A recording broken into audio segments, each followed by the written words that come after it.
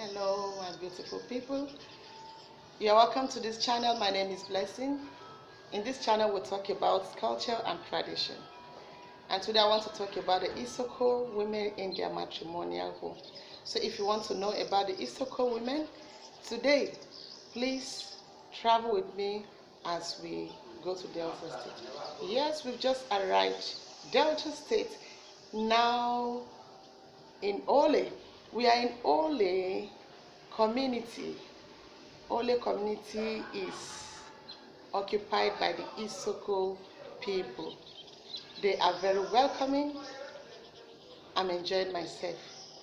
They fed me with ozi, they fed me with owo soup, they've also fed me with banga soup. They are really welcoming, they are good. I love them. They are just nice people. I love almost everything about them. Thank you so much. Before I give you what I have today, I want to confess to you that getting this information was never easy. It was not easy at all because of their kind of tradition, which we'll be discussing one after the other. The first person I met to get information about this was very reluctant. And when I tried to find out why he was reluctant, he told me, as a non-practitionist or a non-full practitionist of this tradition, he does not have the right or not in position to tell me all I needed to know. So he directed me to a traditionalist who is a full practitioner of all this tradition.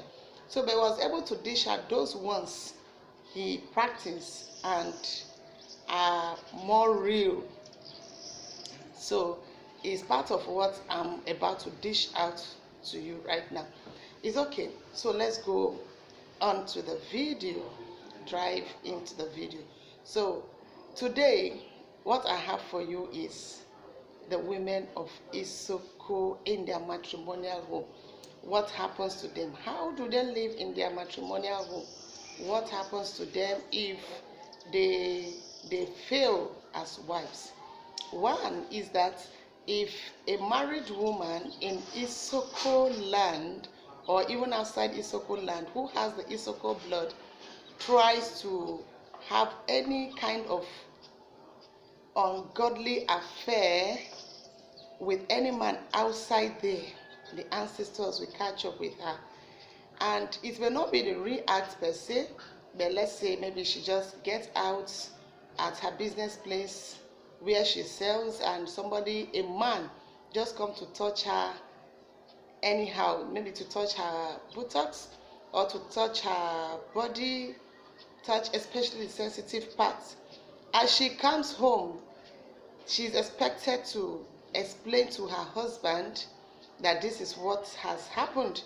And at that time, if she explains to the husband will from that time cease from eating her food.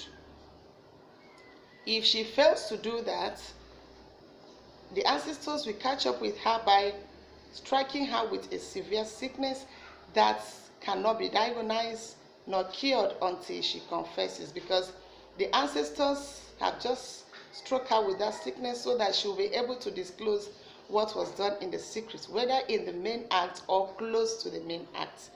And sometimes they give you a warning sign by giving this sickness to your children, and then you spend and also they don't respond to treatment. Sometimes they also die if you still cease to confess what you've done in the secret. Now this is what happened to the Isoko women. Another thing about the Isoko women is this, that you are a married woman. Now what do they consider to be marriage in Isoko land? Whether it was a celebration or it was just a token paid for the sake of that union, and it is blessed by an elder in that home, from her side and from his side, marriage has been sealed. Now when marriage is sealed this way, all these things are binded on that woman as a wife. Now as a wife, let's say your husband is not meeting up, and things are not really going on well with him financially, and then maybe at that time, as temptation, someone just make an advancement, and because of your present situation, then you now respond positively to him, and maybe to you, just trying to trick him and to get something from him. Now if he gives you anything, let's say money, and you use the same money to prepare food for your husband to eat, the ancestors will catch up with you. Now for the women, it's also forbidden that you go out. Maybe you are just pressed on the road as you're going, you just stand anywhere to ease yourself, or under the plantain tree. You don't do it.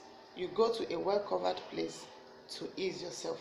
Now this is what happened to married women in the matrimonial home, and I will still explain this by saying that this kind of covenant. Is it covenant? I call it covenant. Don't know whether with the ancestor, or I don't know, but I see it as a covenant because it's so strong.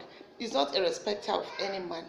If you're a believer, desist from this kind of iniquity, this kind of sin, because the Isoko people, their tradition and their ancestors do not take it for granted. Except the sacrifice is made, you cannot escape it. Is not a respecter of anyone. It has killed believers, it has killed traditionalists, it has killed many. And these things I'm telling you are things that are still happening till today, till tomorrow. They are not even ready, they don't have two minds about it. They just know it, and it is so. I don't know where it starts from, but that is how it is. It's still happening till today, till tomorrow. Personally, I know someone that has died of this. So for the women, when things like this happen, you are expected to go for a cleansing. That incurable disease I talked about, you have to go for a cleansing bath. They know how to do it. When I come to the part B of this Isoko matrimonial home, I will explain that. Now there's going to be a cleansing bath from the husband's family that will free you. Once that bath is done, the sickness will automatically disappear, and that bath will happen after you would have confessed what you've done in the secret. So, but if you don't want to be under this kind of bondage, the Isoko people said, when you think you are no longer comfortable in that home and you want to back out, you are free, and it is allowed traditionally that you pay back the bride wealth or the token paid on you. Once you pay back to the man and his family, you are free. Then you are free to go and do whatever you want to do. But so long as he has paid that token and you have not refunded such things, everything that I've told you here will happen to you. So I know there are some Isoko people that may be hearing this for the first time, like some of them that did not grow home. If you are carrying the Isoko blood, this is what must be. You just have to know it, because whether you know it or not, they told me that as soon as you get married, you are automatically connected to your ancestors. So you don't do anything of this like. You also, not just men outside, even a close relationship. Let's say you have a cousin who visited you, or you visited him, and he did nonsense with you. That must be confessed. If not, the same severe sickness will come on you until you confess. If not, it will lead to death. And if you confess, there's a spiritual bath. The spiritual bath, that is the cleansing bath I talked about. This is what can bring solution. As they said, Christians have claimed to have prayed concerning things like this, but it didn't work until that bath is done. Even they cannot explain how strong it is, but that is what has been.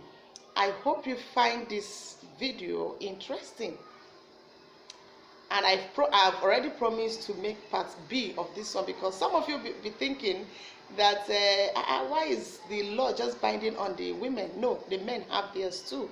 The Isoko people are not partial. I love them so much. They are good people.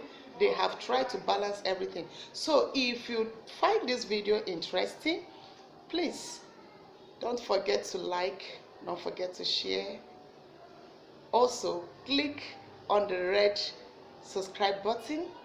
Don't forget to also hit on the notification bell so that you can always be notified whenever I upload a video like this. Travel with me all around Nigeria and Africa. Also, don't forget, I almost forget, don't forget to give it a thumbs up. Comment, tell me what you think about this culture.